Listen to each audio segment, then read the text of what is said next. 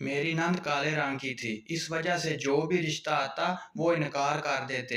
अब तो घर वाले भी परेशान रहने लगे थे कि बेटी की शादी कैसे करें। मेरे लिए बड़ी ताज्जुब की बात थी कि जो भी रिश्ता देखने आते मेरी नंद का इनकार कर देते और मेरा रिश्ता मांगते। एक रोज़ सास ने रिश्ता देखने वालों के आगे मुझे बिठा दिया और बोली कि ये मेरी बेटी है। मैं उस वक़्त तो कुछ समझ ना पाई।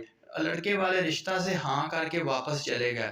मगर मैं हैरान थी कि उन्होंने लड़की तो देखी नहीं और रिश्ते के लिए हाँ करके चले गए हैं। जब अपनी सास से पूछा तो वो कहने लगी, ये हमारे जानने वाले हैं। शादी की पहली रात में नंद के पास जा रही थी। जब सास की बातें सुनकर मैं हैरान रह गई और मेरे पांव तले जमीन ही निकल गई। सास ने नंद को बोला कि रात भर अपना घूंघट मत उठाना, लेकिन नंद अगले रोज ही तलाक लेकर घर वापस आ गई, क्योंकि नंद के शोहर ने और उसके घर वालों ने जब नंद को देखा तो सब ने बोला कि ये वो लड़की नहीं है जिससे शादी होनी थी।